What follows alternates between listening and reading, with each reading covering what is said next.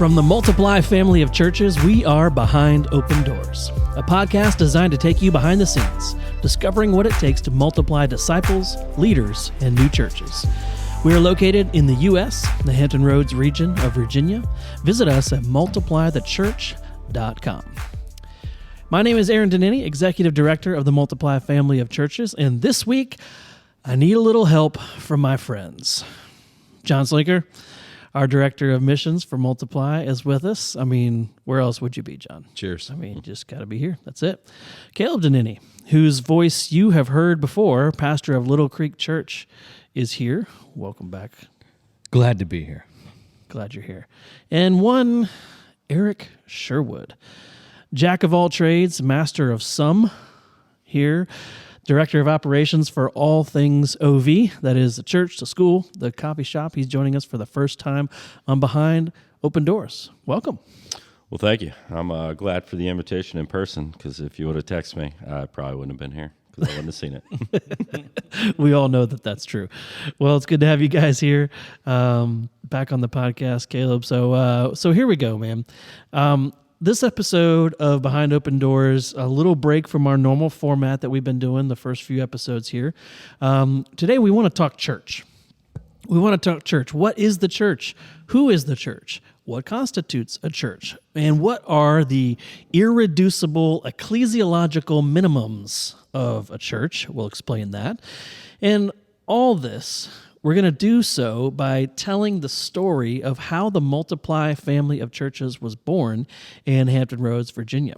So just some encouragement. This is our story, but our hope is that it will encourage you, the listener, whether you're listening in North Carolina or Virginia or Tennessee or somewhere across the globe. I don't know. We just hope that it helps inform you a little bit also on the discussion of what is a church and how do you function as a church that works together, and maybe it'll even light a fire in you and in your story as it serves God's story. And that's our desire here as we begin to walk through the story of Multiply. Once again, we're in the middle of the beginning of really the campaign season for our Multiply project.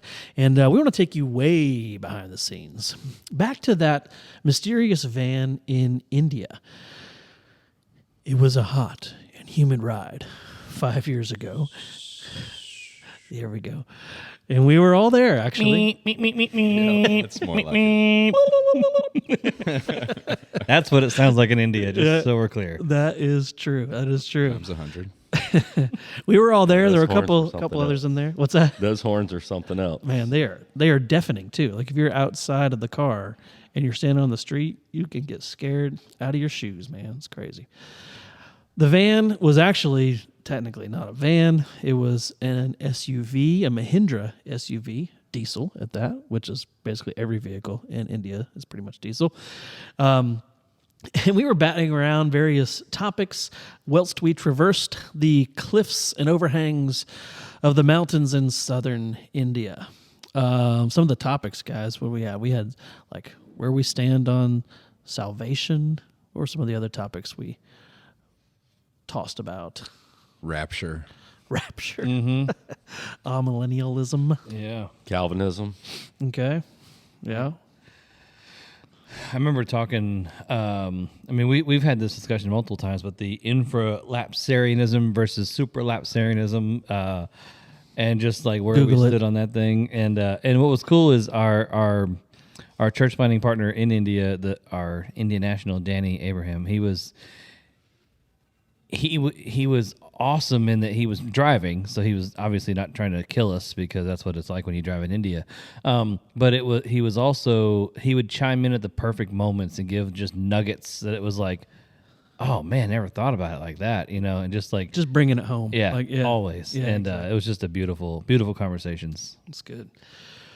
Within those discussions, of course, we were always in the context of church planting. That's really what we were doing there too, right? We go there to train new church planters, to help Danny with his training and everything that goes on with Mission Coalition India. And all of us have this conviction that the mission of God, that is making disciples of all nations, starts with evangelism that leads to church planting. Now, how we do church planting is really the fun question to discuss, and how we work together to do that. It becomes very interesting along the way. So, just the thoughts that we had on the early days of discovering church planting, we would talk through different models and methods, whether these things in India would work in the U.S. and what are the differences. But what were some of those early discovery conversations that we had about church planting? You guys remember? Ultimately, just trying to figure out how to apply what seemed to be working there back in the States. I remember a lot of that.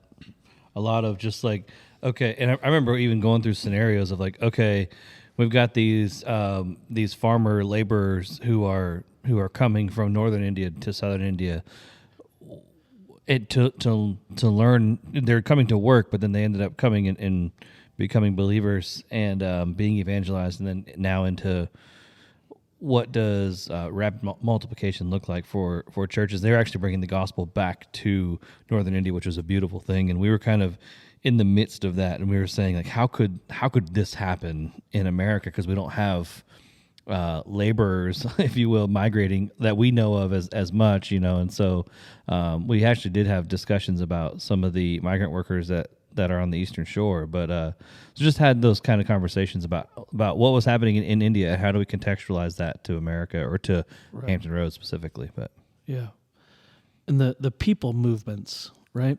So for us in our area, we're the largest Navy base in the world. Our people movements include we call it a transient culture here, because people are always moving here. People are coming here and they're leaving here. Mostly military, or some college students as well, a good portion of college students as well. But one of the questions we asked early on is, what does that look like for church planting? What is the U.S. government moving people around from station to station, base to base? How do we jump onto that? Similar to what Danny was keeping an eye on there with the Hindi migrant workers as well. Eric, you remember the hotel room discussion the night before we did our training this trip?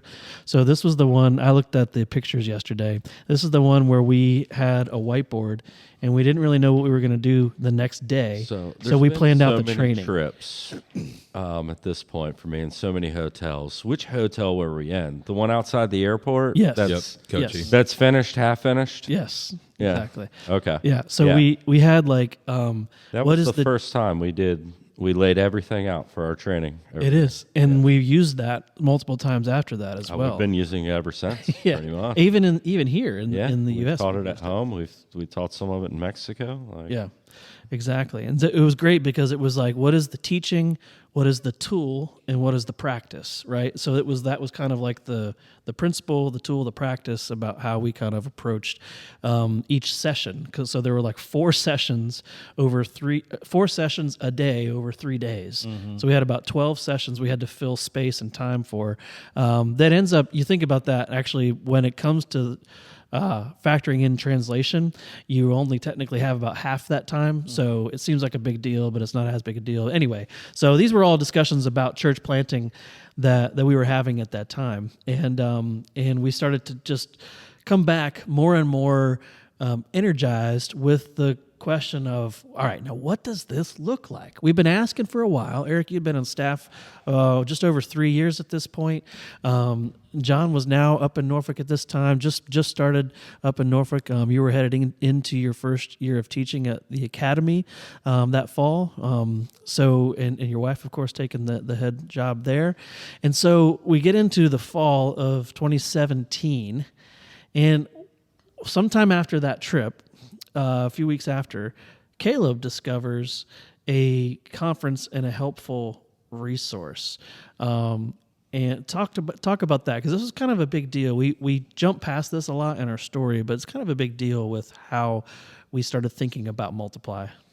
Yeah, so we come home from India and we have some real like buzz, if you will, coming around of just church planning in general. And you had been the pastor at OV now for, at that point, 5 years. And you came in with this heart for church planning, and our people were excited about church planning. I personally, had been the youth pastor, and then was the worship pastor at OV, and then I became the worship pastor at OV part-time while being the worship pastor at another church, and was really trying to figure out what God was calling me to do when I grew up, and I really did feel like church planting was something that our church had to do. I just started to get this conviction that we had to plant a church, and so I was doing some searching around for church planting organizations, and I came across Sojourn Network is really what it was, Sojourn Community Church in Louisville, and so I looked up. They had a conference, and honestly, the thing that kind of made me think about it was J.D. Greer was going to be the lead speaker there, and we had already heard him speak before. Shout out to the Southern Baptist Pope. Yeah, there we go. Come on now. So he was going to be there, and so I was interested in that. And then I started looking at the breakout sessions, and I saw one of the breakout sessions was called multi-church, and of course, what's that? And I clicked on it. Then I found this book, and then I clicked on. Once I clicked on the book, I then clicked on the authors and saw kind of their background and their story. And then I was like, let me go ahead and this is in like August, September of 2017. And so then I buy the book, I read through some of it, most of it, and then I'm like, whoa. They were deconstructing a megachurch into becoming a multi-church of different campuses, and so that wasn't what we were going to be doing at all. But it was like wow, this idea of an interconnected churches is something that excites me about church planning. And so I went to Aaron and I said, "Hey man, there's a conference." And I knew he would be convinced if J.D. Greer was there. I was like, so JD's the head person. So I was like, I'm in. Let's go. Yeah. And so I said, let's get a group of guys to go out there. And John went. John, you travel a lot. Justin went. Yeah. And Justin Sleeper, who's one of my elders, he was an elder at OV. He went, and we actually took his Prius out there, and which is awesome because we were going about over the speed limit. Justin was driving. Yes. Well, no, then you were driving, and because Justin was in the back seat. Because we went to this conference, and I felt this overwhelming conviction that yes, we got to plant a church, but I think it's me. I think I'm the one who needs to do it. And so it was coming home from that conference that it was just an overwhelming feeling came over me about that. And Justin was actually in the back seat with me, and I turned to him and I said, I think I'm called to do this. Will you do it with me? And he's like, yeah, sure. Or whatever he said. He may have been a little more vibrant about it, but that was kind of the moment of like discovery that we're going to plant a church. But then we also realized that we're not just planting a church though. So this isn't one church planting another church. We want to create this like interconnected family, if you will. And that's where we were then not only tasked to plant a church for the first time, we were also tasked to start an organization that was going to be planting churches. And so our church got to be the test dummy for all of the things for Multiply. So, yeah, one thing you said is, and I learned this in Durham under a pastor. He said that you don't want to be dependent. You don't want to be codependent. You want to be interdependent. Mm-hmm. And the three are all different, obviously. But that interdependency is something that really inspired you and gives you the confidence and competence, and we can rely on one another. It's the body being the body. It's the unity there whilst we lead and send others out. Yeah. Real quick though, I just wanted to say that one of the biggest reasons why I didn't want to just hive off and plant was because I loved OV. Like I had no desire to leave OV. There was no like real. In fact, that was the biggest heartbreak of planning was that we weren't going to be worshiping together on Sundays anymore. I mean, remember I was on stage leading worship almost every Sunday there, and so I just wanted to do what we were doing in another place in the city. And I felt like if anyone was going to carry the DNA of that, it was going to be me because I had been there to help cultivate it from the beginning, anyways. So. Well, I think too, one nice thing about interdependency is that built into it is accountability, and I really like that aspect of it. It gets as simple as like your small group members. If you make them bring something on small group night, they're going to be there because they're accountable to everyone else. Nobody wants to have small group without tortillas. Right. It's just taco salad, and no one wants that. Right. And so that interdependency coupled with that accountability, I think, made it a lot more realistic and practical for us. What do you define accountability in this sense? What exactly? Give us an example of something you're talking about for accountability. For example, as Pastor Caleb left and went to fund or plant Little Creek Church, things needed to get done, and he had his responsibility to do some things, and he counted on us to do some things, and that kind of holds each other accountable, and that goes into finances and all kinds of other areas.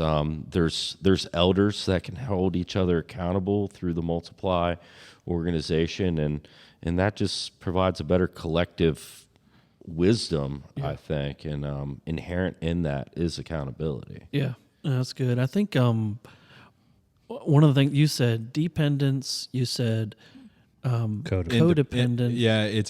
It's independence, not So, codependence. So yeah. it's dependent, independent, interdependent. Right. So I was going to say independent because I think from kind of most of our church upbringing, autonomy was a big goal or a big ideal, right? We're an independent church, but we cooperate with the Southern Baptist Convention, or we're an independent Baptist church, or we're an independent this or that. And I think as Americans, even we have this championing of independence because we can do it ourselves and we can pull ourselves up by our bootstraps. When in fact, I think we see a better model in Scripture of interdependence with churches helping churches. And I know there was only one church, there wasn't denominations back then, but the reality is that we feel there should still be a sense of reliance on others,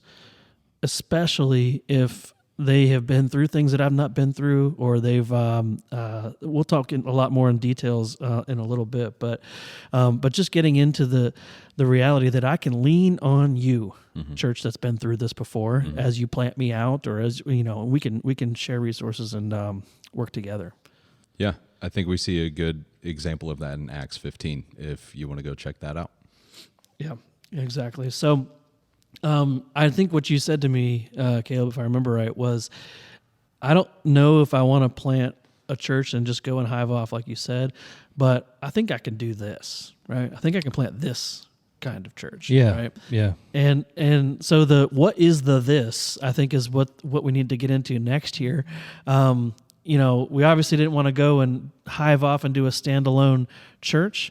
We didn't necessarily want to do the campus pastor or like franchise model because, well, let's be honest, none of us are good enough to be that guy on the screen. Sorry, guys, and that includes all of us at the stable. John's pretty enough, and some of us can talk well on the screen, but we all don't have that kind of personality to carry the screen. I definitely have a face for radio. We all agree with that. But That's good today. Thank you. So this campus pastor or franchise model that we've seen throughout a lot of mega churches in America especially was really not what we wanted to aim for. We wanted to see a little more interdependence there. Network was a little bit too distant, certainly not as close as we would have liked. So in the book Multi-Church, it suggested a model that they called a collective. They define it as a collection of churches collaborating as one church. So we really took the best parts of this model and began to form what we called a family of churches. And we really thought that we were on the cutting edge of calling ourselves a family of churches, when lo and behold, there's an entire church in South Florida called Family Church, and they have a family of churches as well. And you've heard this language a lot. But 5, 6, 7 years ago, we were really excited about this new language that was really not quite new at all. In fact, at OV, several years prior to all this, we set out to create a family of churches, was our initial aim at this one, what we'll call a legacy church, right, or a pillar church. This one church that had a very traditional look to it, with the pillars and the large building with small groups during the week that gathered on Sundays. We decided we wanted to become a church planting church, and we already alluded to that. We wanted to be 40 churches by 2030. We just had no idea what that meant at the time, which, by the way, is why you set vision, why you set an aim, why you set direction and go towards a goal, because that you kind of figure things out along the way. If there's not a super clear plan, which there wasn't, it was just, we want to be 40 churches. How are we going to do that? I don't know, but we're going to figure this thing out, because that's what we do, which sounds a lot like the mentality of Eric Sherwood. So why don't you speak real quick, Eric, on just you're the business mind, the operational thinker. Like, what was it about this more family or collective model of planting that was attractive to you at the beginning, that made sense to you? Yeah. By the way, new Christian around 2013. Yeah, 2013. I got saved in a small group at my neighbor's house in 2013, and then ended up getting baptized in October of that year at OV, a couple weeks after I started going to church proper.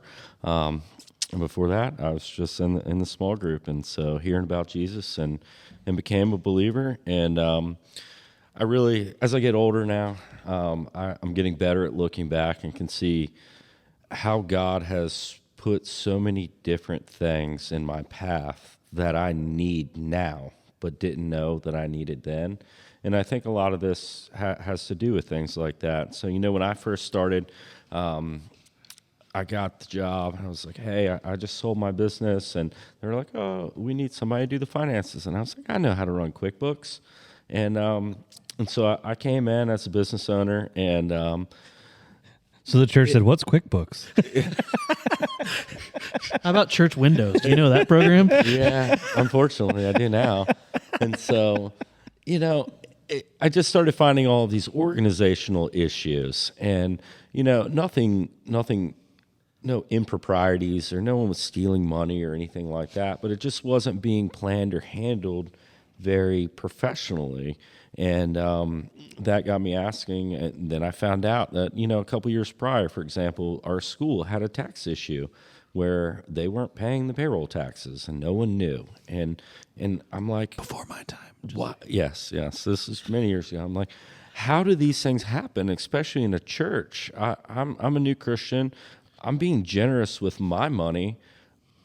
I think other people would also want to know that it was being handled well. And so, we set about trying to fix that at OV, and over the years, that just kept building upon itself. And I was constantly just always thinking that, like, I wish other churches, especially in our Southern Baptist independent models, there's just so many that don't have professionals doing these types of things, and a lot of that may come down to money. They can't hire the right people, or maybe it's just attitude about it. I'm not really sure what it is, but we've pushed hard into fixing some of those things, and over the years, we began to realize, I became, Crystal Johnson came on board a few years in, and with an accounting degree. She was an audit CPA. Shout out CJ. What's up? Yeah,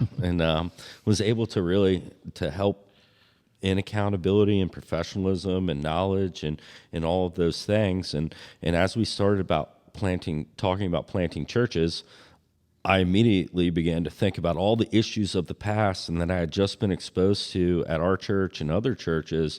Be like, this is perfect because it's going to take the burden off of the church planner from figuring these things out. We've got professionals in place now.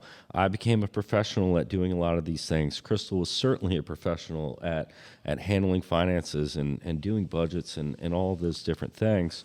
Imagine if we had church planners that didn't have to come up with fundraising strategies or budgeting or workers' comp. How many church planners and not just even church planners, but their elders and their leadership team. Wait, we have workman's comp? Let me see. You got more than 2 employees? You may or may not. I'm pretty sure. I think the law's 2 in Virginia. Point proven. So once you hit 3, you definitely got to have it. And so, but we need professionals, and if we're able to take that burden off of these church planners, imagine how much more time they would have to focus on actually ministering to people, actually sharing the gospel, actually doing Bible study with people, and not only just the church planner, but their elders and their leadership team. And so that's not to say that every church out there doesn't have this, but I can promise you through my experience at least that in our culture today, the type of people that are out planting churches are focused on reaching people, and they need the support and the help to deal with the other things that they're not professionals with.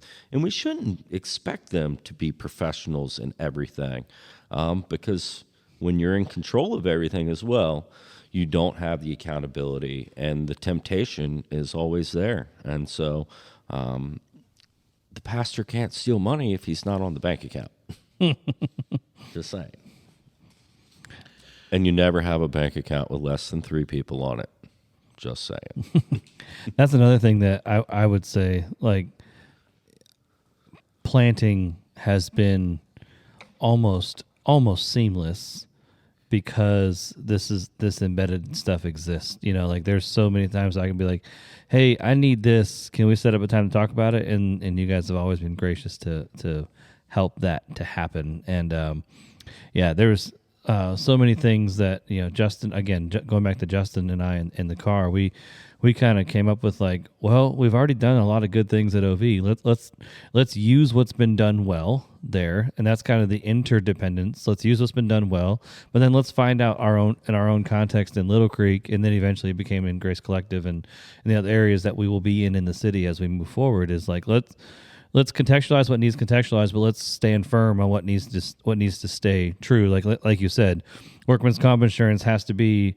It doesn't matter where you are in the city, you got to have it if you are, you know, if you're going to be running an organization. And so those are the things that, like, standardize the things that need standardized, but contextualize the things that are allowed to be contextualized. So. Right. We don't create these systems or these processes for the sake of the system or the process. Right. And so, certain things are out of That's what the control. government does. Yeah. The law is the law. We have to pay payroll taxes, and you better make sure you pay them on time, or they will come through the front door eventually. But other things, Little Creek's budget does not have to be the same as OV's budget, and it's able to be contextualized because you're in a different situation. But the principles of budgeting and how to best steward the collective people's money stays the same. And so we can have the same philosophy, but work it out in practice differently based on your needs, on where you are as a church, where you are as a church plant, and where you are in the city or what God's called you to do. That's good. What were some of the pain points or problems that you guys had to overcome as you built this process out?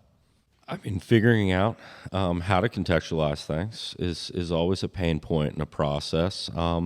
Because you don't know before you go into it. And so we've created a baseline, and that baseline for us was created off of what we had done at OV to model this over the years. But the process really isn't that painful. It's just a lot of personal conversations. And, you know, we have the ability as a family of churches to also have relationships together. And so we don't make decisions on Google comments and spreadsheets only. Like we can get together, and I can call Pastor Caleb and say, like, hey, what did you want to do here? Like, let me hear the story of it. And then that also gives us motivation on the back end to make it happen for them because it's needed. And so, Caleb, do you really need 4 bounce houses? Like, could you deal with 2? Like that kind of conversation? Always more. I mean, I don't think you can have too many bounce houses. They pay for themselves. They pay for themselves. So I actually want to comment on that, because I think Eric and I, one of the things I think the reason why Eric had a hard time explaining pain points is because he did a really good job of talking to me. You know, like we had open dialogue, and so it was kind of like a, you know, and I did to him, like we had conversations of like, hey, this is what you guys do, but we're not going to do that. And he was like, oh, okay, no worries. It wasn't like a you really need to. We really found out kind of almost together what was going to be standardized, what was going to be contextualized. Yeah, so we'll talk more about kind of the organization of Multiply here in a second, but what is the concept of, we had multiple discussions about this. What is assistive and what is directive? Yeah. Right? And there's not a lot of directive things that come from, we'll call central Multiply, right? Everything is supposed to be assistive, but there are some things that we just like, no, we have to do. They're, of course, theological groundwork that has to be agreed upon, right? But then there's like certain ways of doing the accounting and doing certain things we found because we've let others do it their way, and we've realized that, well, it wasn't the best way to do it, and we need you to standardize this in this way particularly. That helps you. That helps you be able to help, right? Yes, exactly. Well, and another reason I have a hard time answering that specific question from John about pain points is they're all pain points. Everything I've kind of realized that a large part of my role is to deal with the pain points. And so pretty much everything I do is a pain point for someone else, whether it's something broken in the building, or it's how do we pay for this, or how do I deal with this insurance problem, or who should look at our lease? Like, shouldn't someone look at our lease? Yeah, I'll help you deal with that. And so they're all pain points, but I'm okay with that. I enjoy figuring out problems for a living, and so that's my resource. Yeah. Well, let's kind of let's take a bit of a theological, ecclesiological rabbit trail for a moment and bring it back, because here's where like the story of Multiply being told brings us to issues that need to be discussed, and one of those issues is, again, kind of the definitions that need to be underlying everything. And so I remember there was a document that Brad Odell and I worked on for a while that was definitions. When we say church, what do we mean? When we say elder, what do we mean? When we say budget, what are we talking about? When you get the point. Like, they're just basic things that we have to lay out to agree upon and have them in writing so that we all understand some of these things. And one of those things is, of course, the church. So close to my heart has always been church planting since coming out of Southeastern with missiology, since my first visit to India, drawing pictures on napkins and notebooks with John back in 2012. I've envisioned a dynamic where we don't just plant a church or churches, but we want to be a church that plants churches that multiply disciples, that multiply leaders, that multiply more churches. And I like to live in the tension, in the gray area of life. So the types of churches we plant was a question that we needed to think about. Like, if you think about, how does a house church function with a storefront church, with a pillar church or a legacy church, and what does that all look like together? This gets us into some really great conversations about ecclesiology, the what, when, and who of how and who of church. Like, what is a church exactly? And that's what we mean by ecclesiology. So the van in India comes back into play here, but it's going beyond theory land and now into practice. Like, what types of churches are we going to start in this family? Is it only going to be legacy churches? Will it be storefront churches? Will it be house churches? The answer we came up with is yes. We want to do all of that because we believe we need all different types of churches to reach all different types of people, which means we have to start with that big question: what is a church exactly? What is it? Or you could say, well, just look in the scriptures and it can tell you. Well, that's not exactly true. Because in Matthew 18, where we see the first mention of the word ekklesia in Greek, Jesus is talking about taking a matter of confrontation and discipline, like we talked about in the previous episode, to the person, and then to the elders, and then to the church at large, to a person with a witness, and then to the church at large. So what is that exactly? What is the gathering? Because it looked a little bit different in Acts chapter 2 by the time Jesus had died on the cross and was risen to new life, and the new church was started by the power of the Spirit. So what is an ecclesia? Because it's a gathering, but it's not merely a gathering, right? What kind of gathering is it? And this goes back to that big, long phrase, irreducible ecclesiological minimums. So what is the least we need to call a church a church? Who wants to jump in? Well, Is it a building? Is the answer a building? I'm going to go with yet. Put your fingers together. Here's the hands, here's the people. Or here's the doors, here's the steeple. Open it up. You see all the people. You have to have people. Right. Ah, the people. That's the answer. Okay, so the people are the church, right?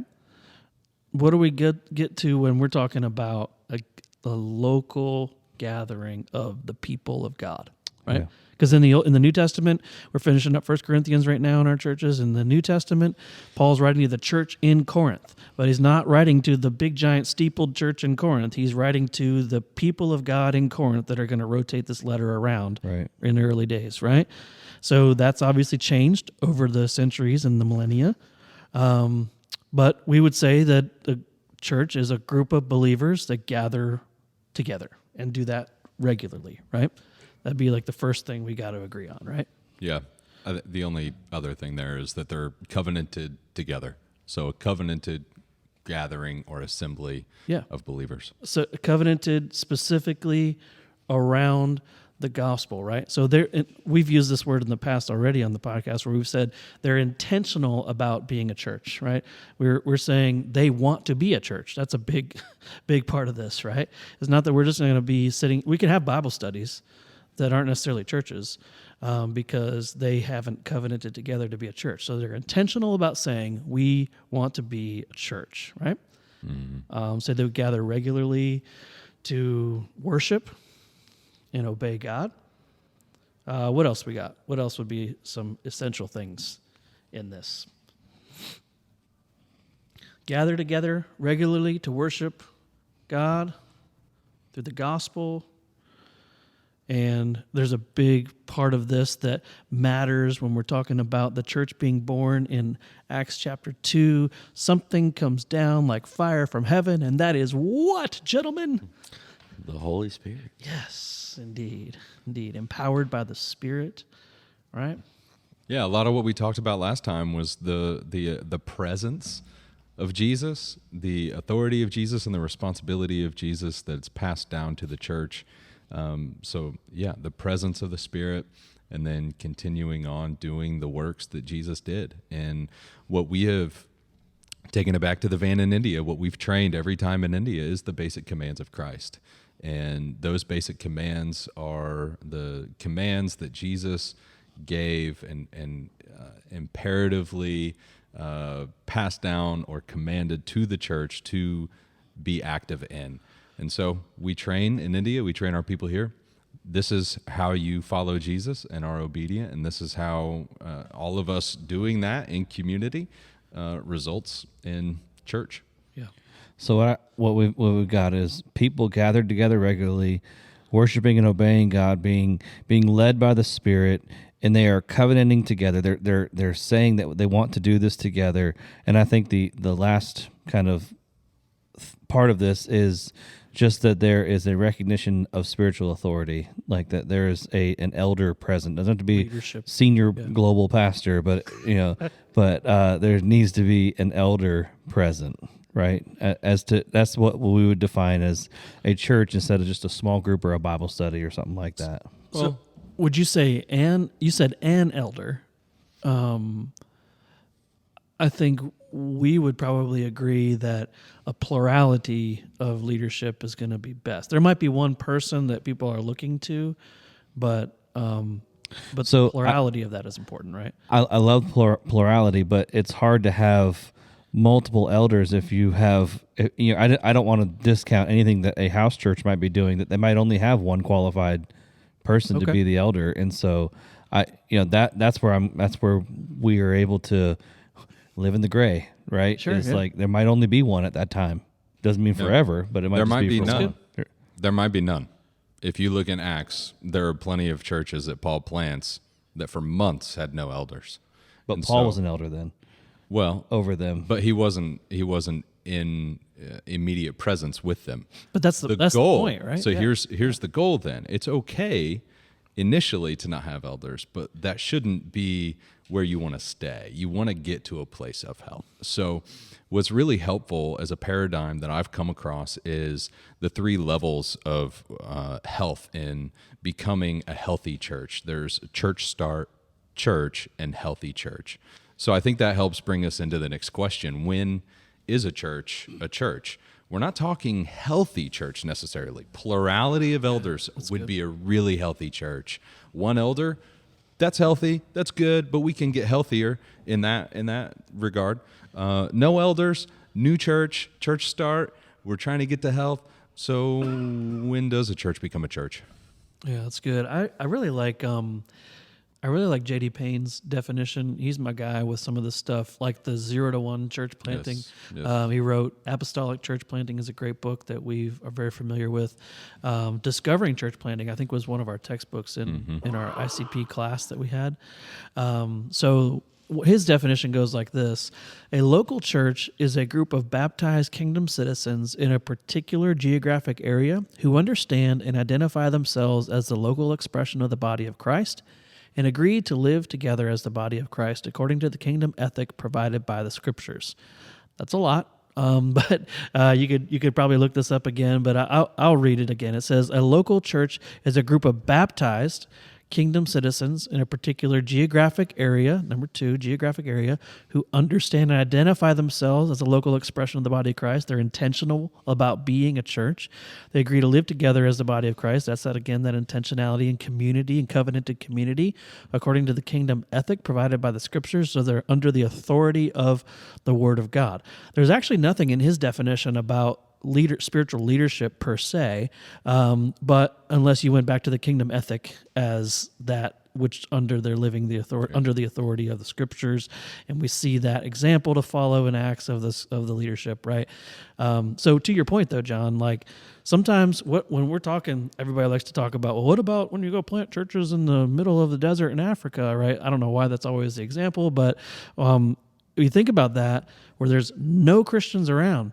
Or you think about a missionary like Lottie Moon, who was a woman that went into China and started gospel movements that became churches in China as a woman back in the mid 20th century. That was kind of, you weren't supposed to do that, right?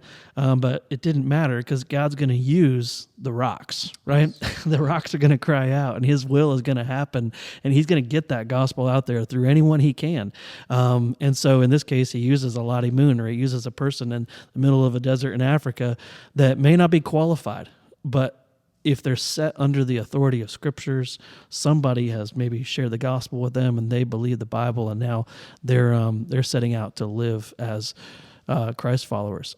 That is the irreducible ecclesiological minimums that we're talking about. This definition we just read from JD. Mm-hmm. So it's a common call, a common confession, a common commitment, community, and commission. So there's kingdom citizenship, There's this confession that Jesus is Lord. There's a commitment to love God, a commitment to community, that is to love one another, love people, and a common commission or mission that we share together, and that is, of course, to make disciples of all nations. So this is that those irreducible minimums that we're talking about. We just have to say, as a Multiply family, we've got to rest on these particular starting points. And then from there, we are just going to trust that what grows from that is going to be God ordained and under God's sovereign rule and reign, because we're going to set ourselves under the authority of scriptures and run with the prescriptive and descriptive things we see and expect God to show up. So that brings us to the starting point, really, of Little Creek as far as the Multiply story goes. You know, we agree upon some definitions of what a church is and how we want to function collectively together. And again, the minimum acceptance of what a church is or what it will be. And then we set out towards our goal, 40 churches by 2030. And so if we're going to have 40 churches by 2030, well, we got to start with at least one. So Caleb and a couple elders from OV felt called by God to go and plant.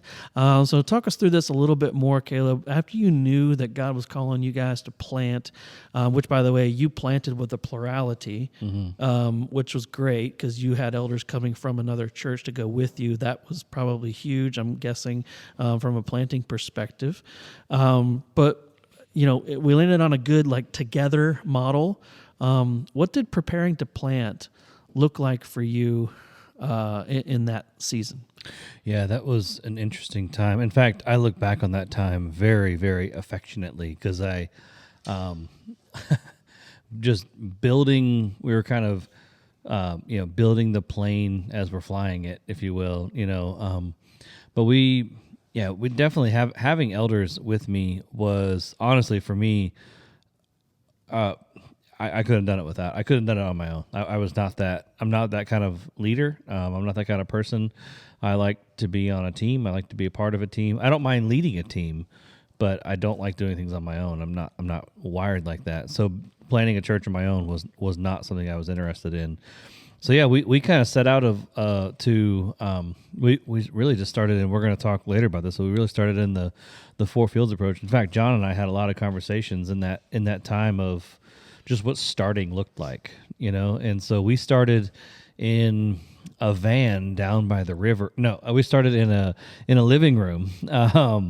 You guys I just listened to last episode a couple of days ago, so it's fresh in my mind. I've had a few references to that. Okay. No, but we started in a living room, and we really just spent at least 6 months, honestly answering a lot of these questions, and then figuring out what do these questions look like on the ground in Little Creek, right? And because at the time I didn't live in Little Creek. I do now, and I have for 3 years now. But at the time, it was figuring out we're taking this stuff we've done at OV, now let's contextualize it. And we realized, pretty quickly that there's certain things that didn't transfer. And so we had to, we did a lot of stuff of again, figuring out the definitions of these things, practicing evangelism. John and Lauren, your wife, you guys were instrumental in helping us figure out what that looks like, how to just go talk to people. I still refer back to that time. In fact, I'll say from those first couple of months, I now have an elder in, an elder formation team guy and someone on my lead team, their husband and wife, that we met on our time out door knocking. That's right. And they are an integral part of our church now, how many years later. And so we just did a lot of the boots on the ground work that needed to be done. And from there we started to realize that, because we kept on talking about, hey, can we pray for you? We're a church plant. And the question that was asked is, well, where do you meet? When do you meet? And we didn't have answers to any of those questions. And so we began to form, and we met in different places, and eventually we launched into our public gathering in September of 2020. And honestly, that gathering was not what I envisioned in 2017. when we started, but it was an answer to the questions that were being asked within our culture, within our context. Yeah, that makes sense. Eric, like we've referred to already, we've gone through a lot of different trainings together in India and here in the U.S. So why don't you give us a quick training overview of the four fields? You've done this a time or two. So talk us through four fields. You mentioned four fields, Caleb, and this is like the approach that we agreed upon. So what are we talking about when we say that, Eric? Yeah, and so the Bible uses a lot of examples from agriculture. It was very contextually relevant at the time, and still relevant today. Plants are still plants, and Especially the landscapers. yeah, especially landscapers. And so, I think whoever developed this model out of Mark 4 used that example. And so basically, you draw a square, you divide it into 4 quadrants, and you start with an empty field. And so what does a farmer do when he has an empty field? Well, he prays for rain to come when it's needed. And but even before that, he finds where's the best empty field for him to go grow his crops, and so he looks for direction on that. And so we do that. We pray over the empty soil, over the empty land, and then we begin sowing seeds. And so we move on through the progression into sowing seeds of the gospel through the community, and then as the Lord provides, some of those seeds grow up and they become small plants, and we tender to them, we nurture to them, and then eventually they grow up and to a harvest. And so we see that cycle go through these 4 fields, where we have an empty field, and then a field that's sown, and then a field that has young plants in it, and then a field that has mature plants in it. And I can see and remember back on every stage of that through the Little Creek process. And a lot of what Caleb was describing was that they met in that living room and made sure that they were in the right field, and then they started sowing seeds, and then those seeds begin to germinate and grow, and now they're moving into a phase where they're a healthy church and can begin reproducing disciples, and to start the whole process over again. And I know that Pastor Caleb's heart and the Little Creek Church's heart is to eventually to repeat that process, and they'll do the same as was done for them, and send some people out and start this process over again in a new field in our city. And so, yeah, that was good. Good training. Thank you. Yeah. No, but John, expand on the language of what we use from the harvest. Expand on that language a little bit more. So that just takes 4 fields and kind of like fleshes that out for us a little bit when we say we want to plant churches that are from the harvest. What are we saying when we say that exactly? Yeah, in Luke 10, Matthew 9, I believe, Jesus is looking over the cities. He sees the people, they're lost like sheep without a shepherd, and he looks to the disciples, and he's about to send them out by themselves, and going 2 by 2 to enter these new fields, to sow the gospel seed, make disciples, and gather them together. And so from the harvest is in that prayer. Jesus says, look, pray to the Lord of the harvest that he would raise up laborers. And so where do the laborers come from? Well, where do the elders come from? Quite literally, in our example earlier from Caleb, they come from the harvest. Where did you come from? Where did I come from? The harvest. And so that's been our typical language lately as we talk about evangelism and then raising up leaders or laborers from that harvest. So Caleb, talk about that, what we know as the second part of the 4 fields, which is the sowing of gospel seed. You mentioned the door-to-door was something that you started with, which did see some fruit eventually, but at first it was kind of like, what's going on here? This is not what we thought it was going to be. People are pretty standoffish in this section of the city over here. It was kind of difficult. So just talk about some more of the EV, the social space events you guys did, things that you did to bring people to an awareness that something is about to happen here? Yeah, so I've got two things for that. We did some events, just even with our small group of people who were meeting in that living room. We did a bingo night for the Little Creek Elementary School. We helped put that on. We helped serve them in that capacity.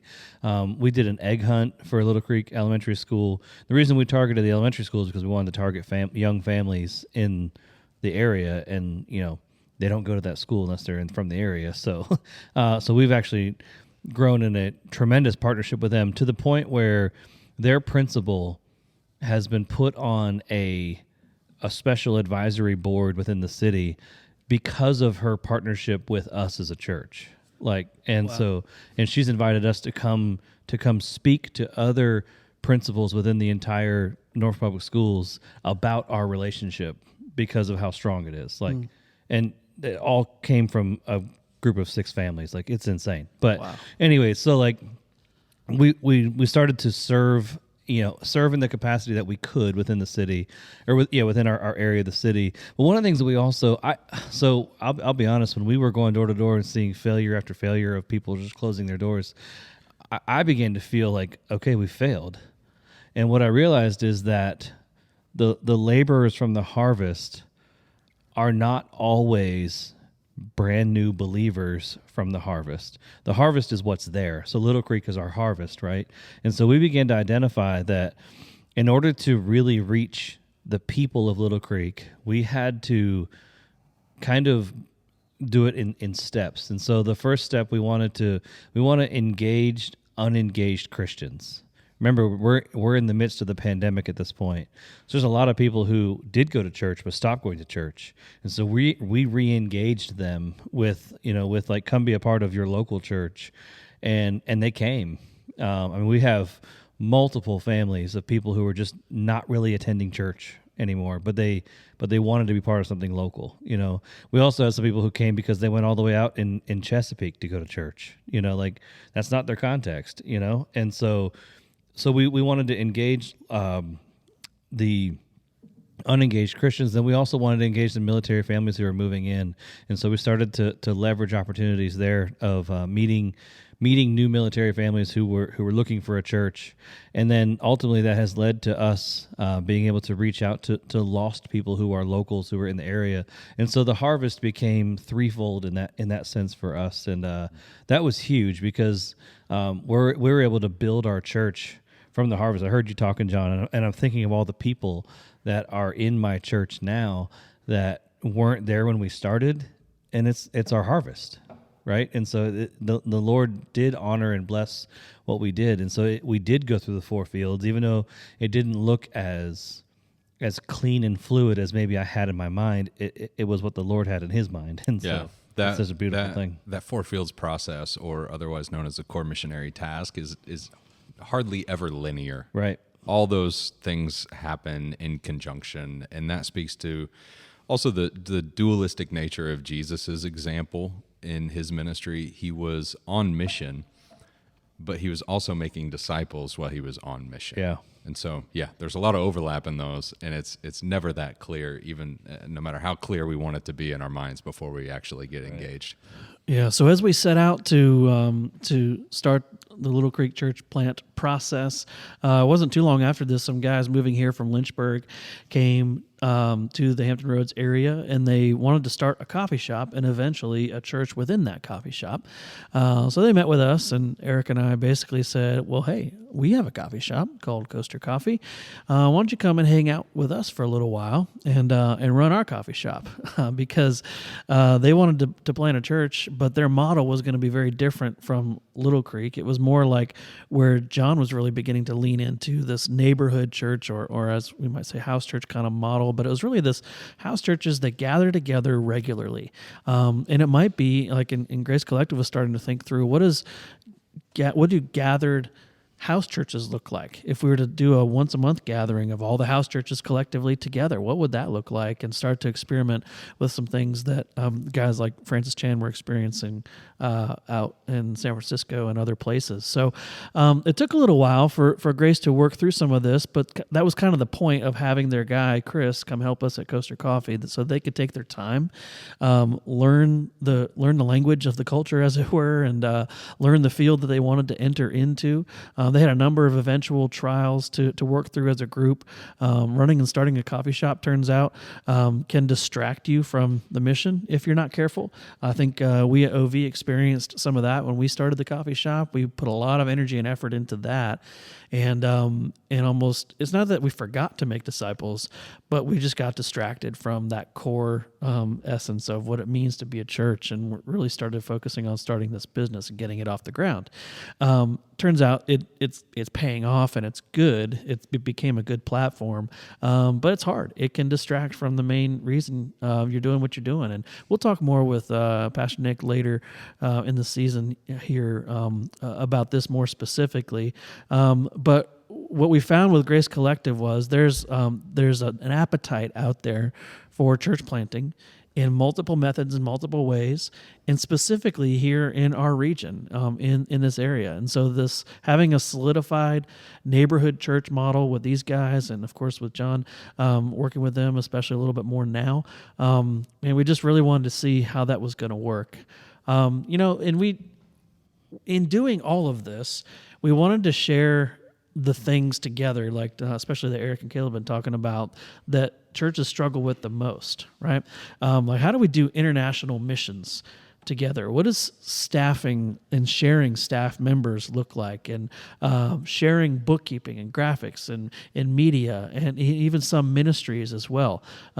We agree that we're better together, and if we would just pool our resources, we can make a wider impact so the local churches can go deeper into their communities. And that was very important to us as we move forward. So before we get together and talk more about this, talk about how it works and what's happening now, I want to take a break and have you listen to this ad, because we're in the middle of campaign season here at Multiply, and it's really important that we get the understanding of what this is all about. And so you're hearing our origin story, and we'll have Miss Tierra Lynn Colon from OVCA give us the message today about the Multiply campaign. We are in the midst of our campaign season here at the Multiply family of churches. Every year, we recommit a portion of our giving over and above the normal tithe to our individual churches to the Multiply Project. The campaign Giving to Multiply funds about half of our yearly budget for our central operations, in a collective effort to multiply new disciples, leaders, and churches in our area. As you consider giving beyond your regular general budget giving to your church, we ask that you remember the efforts of Multiply and kingdom advancement here in Hampton Roads. Along with the vision of Multiply to establish a family of churches here in Hampton Roads by 2030, we share a lot of administration and ministry burdens together. This year, we have decided it's time to invest in the next generation. A portion of your giving this year will fund a youth pastor who will oversee youth ministry leaders at all of our churches.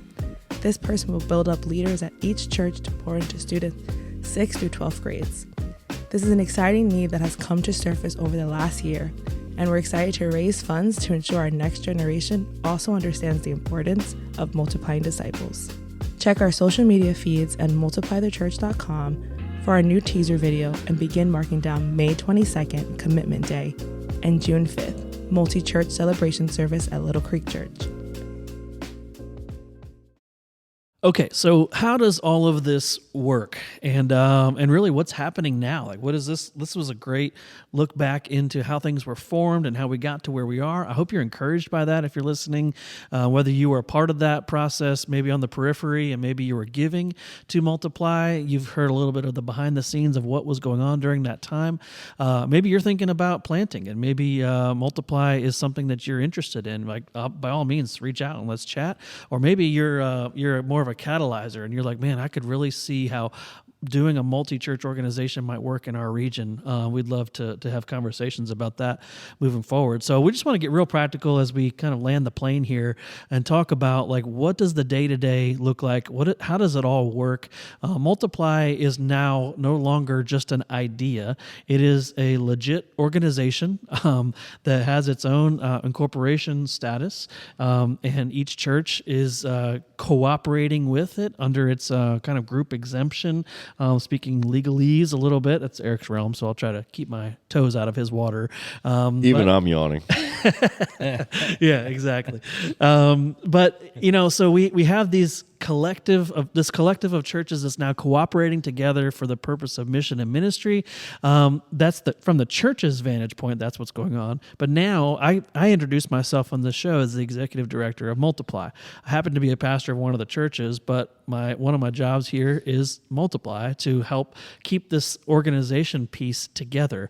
And our goal as a central team is to equip the family of churches to multiply disciples, leaders, and churches.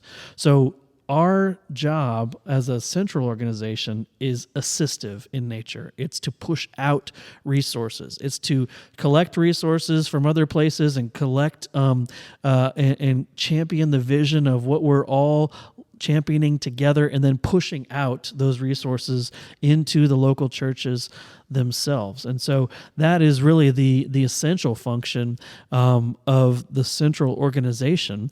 But how does it all work, really, when we talk about centralizing essential things and pushing out into local churches to free up for mission and ministry? Eric, you touched on that a little bit earlier, but just like boots on the ground, day to day, how does it all work? Where do we begin?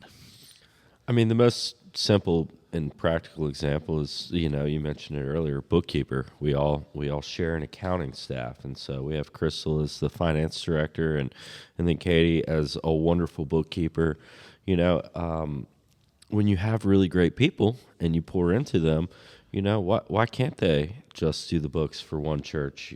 Katie now is doing the books for 3 churches, 2 coffee shops, and a school with 250 students, and that's just a wonderful way that she can serve and just be so impactful, being able to serve different organizations and freeing up once again that time. As you guys are training up church planners to take care of people and to teach the word effectively, you don't have to spend that time to teach them the importance or how to do bookkeeping or budgets or things. We have those systems in place, and so and with that, a bunch of accountability that once again a young church might not have. They get to come in as a church plant, probably a tier up a little bit on John's scale, because there's already built-in stuff for them that they don't have to figure out. And so some of this stuff that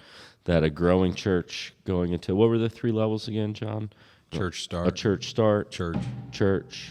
Healthy church. And healthy church. I think this model can really assist a lot of people and a lot of churches to getting to healthy church faster, because they don't have to learn the lessons that I've learned or that Aaron's learned. We get to pass that wisdom on down and how to do these things in our culture and in our context. 2 things about that, Eric, is it doesn't. You're right. It does not work.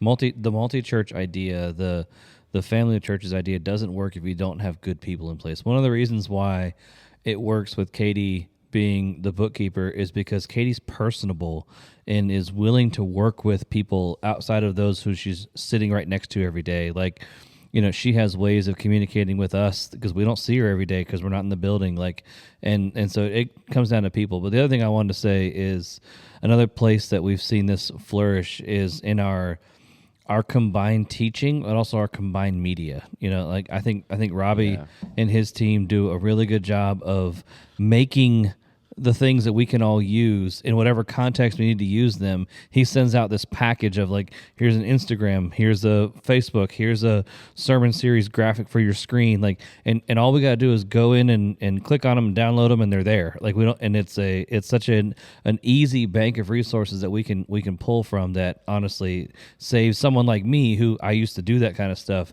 saves me hundreds of hours. I was about to say, by the way, on that, how many church planners do you know within our networks that are those guys doing all of it? Absolutely. All of that. Almost all of the ones that I have met. Yeah. and that I coach. So it's definitely real. Yeah. And I think another one that's maybe not talked about enough or isn't as evident practically is the sharing of ideas. Yeah. You know, you're not on an island, and so those of us that have been doing it longer, when these new churches come in or new people come in, they bring in fresh ideas, and then there's a humility and a family aspect of it where it's like we can choose the best idea in the room. Because we trust each other and we have that humility towards each other. It doesn't have to be the way we've always done it, and having an idea pool like that is so valuable that I think a lot of people probably only get from the internet. But from the internet, you don't have the relationship aspect of it, and you don't have the, oh, well, this is what happened to me when I knocked on that door, like kind of thing. So let me tell a quick story. In my family, I have younger sisters who are in their 20s, and they just got married within the last couple of years, and it's created a new dynamic within our family, within our entire family. We now have two brothers-in-law, if you will, that we didn't have before, and that newness of new people coming in, they've brought in fresh ideas. They brought in like a fresh way of doing life, and they've changed the dynamic of our family in a really good way. And the same is true Fresh as culture, right? And the same is true of bringing in new church planners. Is they're not coming in to form into what we are. We get to see that relationship and this whole organization change as new people come in, because they're bringing themselves and their personalities into it. Let me make a quick point on that as well. It's funny. I've actually had the same dynamic in my family too recently. You have Yeah. two sisters who We'll have to hear Yeah. about that story one day, how that happened. Absolutely. Interesting. But, I think sometimes we've kicked this around before. Why only 40 churches? Why not? Why not be 400 churches across 25 different regions? It's not practical. Now you're talking. We can't. Now, what we would love to see. But He's like, well, yeah. I Well, guess no, we hold on. You can't do that with your family. Dude, you're outside of church, and it's some other kind of world there. But there's limits to the size of your family, and just like that, we would love for one day for someone else to adopt a similar model and be doing it. And we'd love to teach them to do that and multiply not only churches, but this family of churches idea, much like we got it and adapted it for our own from other people. And then you have extended family. I was going to say family and friends. Yeah. But we can't be 400 churches all together because we can't. You can't interact with that. Well, with your- where does that- We don't want to be, though. Yeah. Where does that family reunion take place? Yeah, I mean, seriously though, like with the dynamic you just described about the Denini family, is this new culture that has been created within the family, is true, and there's new things, and there's things going on that maybe are exciting or whatever because of the new blood that's come in, but at the same time, the pillars are still there. Mm-hmm. The mom and dad, the grandma, they're all still there. There's still this underlying. This is what we do in our family. We sit around and talk a lot. We enjoy laughing together. We enjoy dancing together now, which is weird. Some do. We're watching dancing. I guess that's a function of having a lot of girls in the house. But yeah, no, it's different. But yet there's still some anchors that keep it the same. And the same is true with us. Like we have some anchors that hold us down. We have some pillars, if you will, that kind of hold us down to make sure DNA, that if you will. DNA that is important. Dinner. Yeah. So As we think more about some of these central functions, I think bookkeeping, graphics, and media is obviously the stuff that we often will just kind of, as church planners, will farm out to people that just, hey, well, I took an accounting class in college. Oh, okay, cool. You can do the books then. And then you get into all kinds of crazy issues that creep up when you don't know the actual laws of things that are happening. So having a pro come in and do it is essential.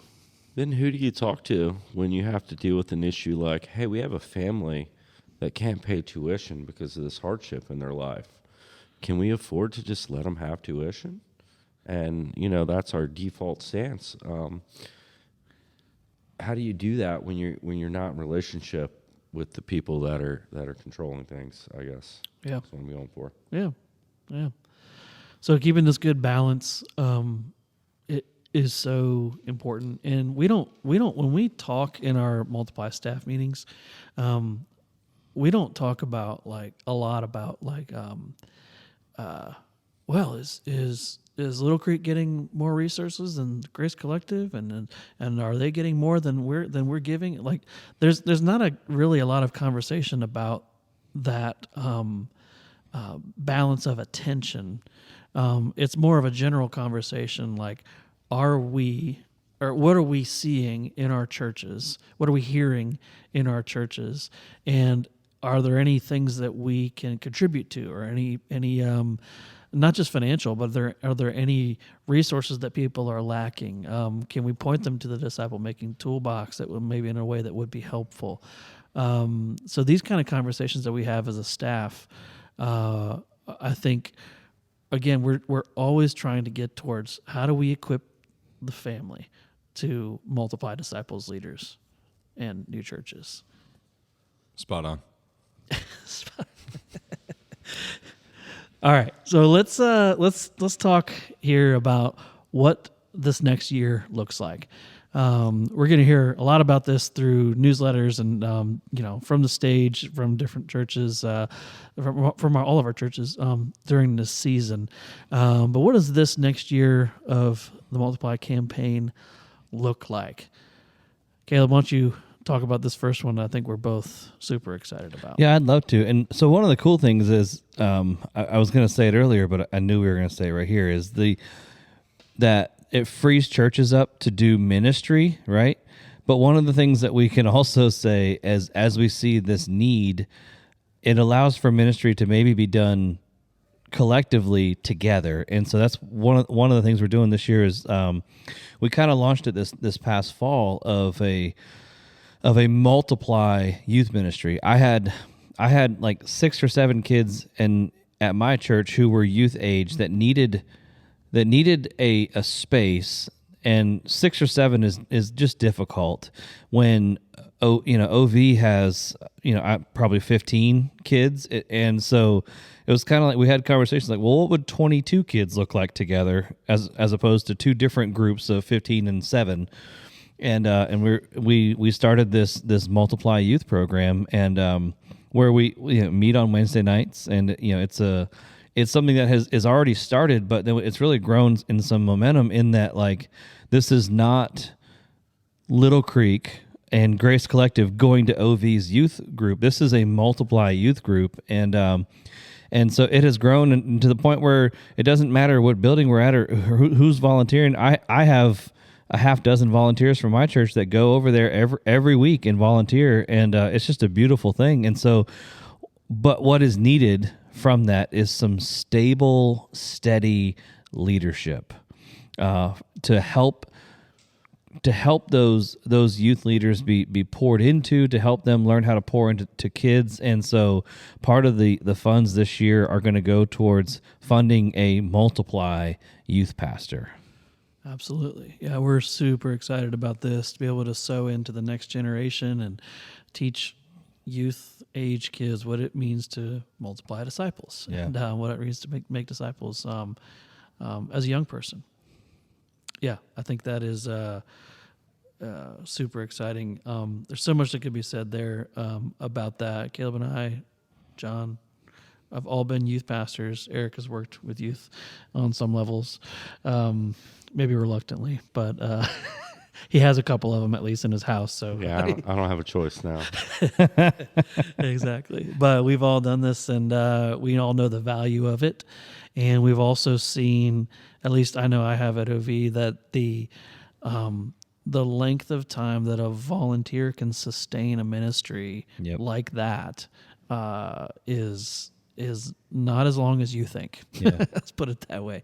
I love our volunteers. The last two guys that have done it, geez, one guy this past year has been amazing, just stepped in and said, yeah, I'll do whatever I can to help. And another guy before that was like 5 years in the military, in seminary, and just as a volunteer, just loved on kids for that long. And geez, Shout out. Yeah, what an amazing job Christian did shout out to Christian. at OV. That is in addition to the things that we have been funding and raising money towards for the Multiply campaign, youth and youth pastors specifically is one.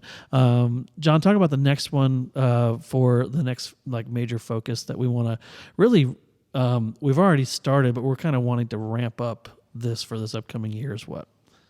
Yeah, we're really looking at raising up our people from within our midst, and also looking for others who are interested in learning how to follow Jesus and plant churches. And so that has come in the form of residencies and internships that we're starting up for leadership residencies and church planting residencies, pastoral residency, missions, and just like the different types of churches that the Lord is planting through us, we want to be able to equip the people who feel called to plant a church that God has put in their heart, or the church that will come. And so we have been, I know I've been trying to discover different laborers within our midst, within our churches, within our communities. And then we've also made a few trips to the different universities around here. Well, Liberty so far, and have plans for others. Looking for those interns or residencies as well. Yeah. So one of the exciting things as a church plant is the proposition of planting other churches. And right now we have two solid chances within the next 12 months, next 12 months or so, to have a pillar church start happening potentially, but then also to have a Spanish speaking only church happening. And that actually came, John, through your time in the harvest of realizing the need for a Spanish speaking, some kind of Spanish speaking church to happen. And so I'm in talks with some guys about that. And so these resources are going to go to help fund and train these church planners to come in and be able to just go forward to be one of the 40. Yeah. Yeah. Well, this is all these things are reasons for this campaign. The reasons we do this every single year is to come back to it. We no longer do capital campaigns to raise money for buildings, at least at the current time. Right now, we raise money for kingdom advancement and kingdom work, and it comes through the form of the Multiply Project, our stewardship campaign that we run every single year. And so please don't hear this as, another... I won't name it, but there's just some radio shows and programs you listen to, and everything is about begging for money to keep them afloat. We're fine. We're going to be afloat. This is not about keeping afloat. This is about advancement. This is about pushing the mission of God forward, specifically in this local region here in Hampton Roads. It's about funding the mission, and this is how we have done it. This is how we've gotten it started and off the ground, and I hope you're starting to see also that there is so much more work to do. So before we wrap up here, shout out to some resources that have been helpful for you guys thinking through these things, and just has kind of hit your heart when it comes to Multiply and church advancement. Yeah.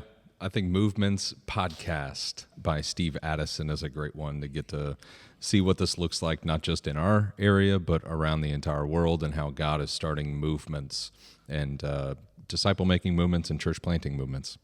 Good.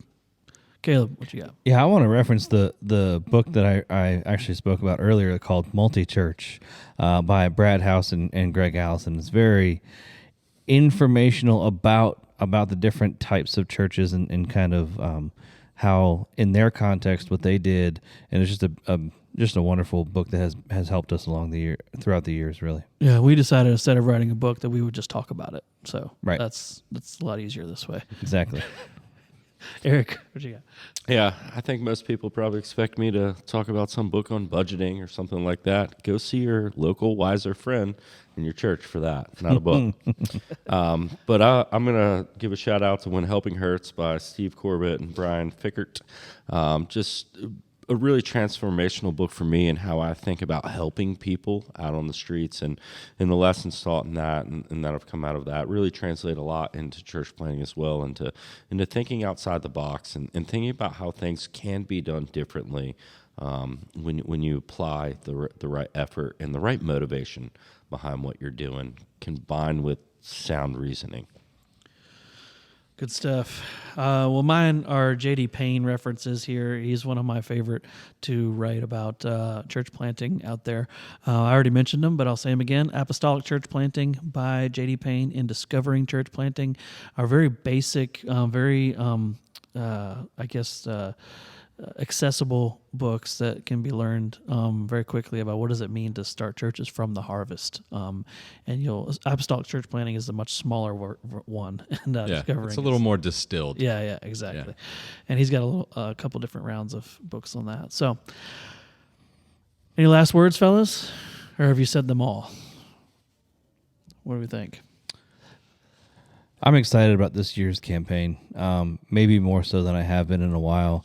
And the funny thing is some of the ones before helped fund me, but I think I'm more excited about this one because there's people and faces and lives at stake for this. Like you said, it's no longer theory. It is like this is like boots on the ground. We're doing stuff, and this is going to go fund those things specifically, and we had to spend some time building the structure, building the organization, building the central team, and now it feels like, all right, now we're rolling, and now we're really able to see an impact. So I know some people, I've heard whispers. They don't want to talk about it in front of me too much, but I've heard whispers about like, well, 2030 is right around the corner, 40 churches, but it's going to take some time to build it before we can get these churches launched. And but we're in that sweet spot now where I think we're going to just start seeing God rolling through multiple churches coming and being planted every year. And just so I'm excited about the season that we're in for sure. That's good. Yeah. When we talk about multiplication, it's going to take a few years, 2 and 4, there's not been much of a gap in there in that multiplication. 4 and 8, we're getting a little big. 8, 16, we're starting to see the reality of what the possibilities are. Yeah, amen. Yeah, and we believe that God's ultimately in control, and we certainly don't want to limit his possibilities. We see movements like this happening all across the globe. Why not here? If it can happen in China, why not here? It can happen in India. Why not here? Yeah. And I really think that we're starting to see the potential and the ball rolling for people to get excited and people to truly believe that it can happen here. We don't have to keep doing the same things over and over again. Yeah. And whenever we have brothers or sisters who are curious about how in the heck are we going to do this, Eric, like you just said, God's going to give the increase. Caleb, like you said, man, that just calls all of us into greater responsibility, and we have to implicate ourselves into this mission. All right. Well, it's been good, guys. We got our story down, and that's how it happened, as we saw it anyway. And it's so cool that the story is still being written, and I'm glad to be a part of it with you guys, and glad you guys are on the bus. I'm a little sad we didn't bring in like a diesel can with us so we could have the smell while we did this as well. That would have been nice. I don't know if I'd been able to smell it today. Allergies kicking in again, but for now, It's time to close down the podcast once again, but remember, the doors are wide open here with the Multiply family. As we know, today we want to really champion multiplication of the church of God, the people of God, multiplying disciples, leaders, and new churches. You've been listening to the Behind Open Doors podcast, where we take you behind the scenes, discovering what it takes to multiply disciples, leaders, and new churches. Let the word dwell richly in you, and may God multiply your efforts for the kingdom.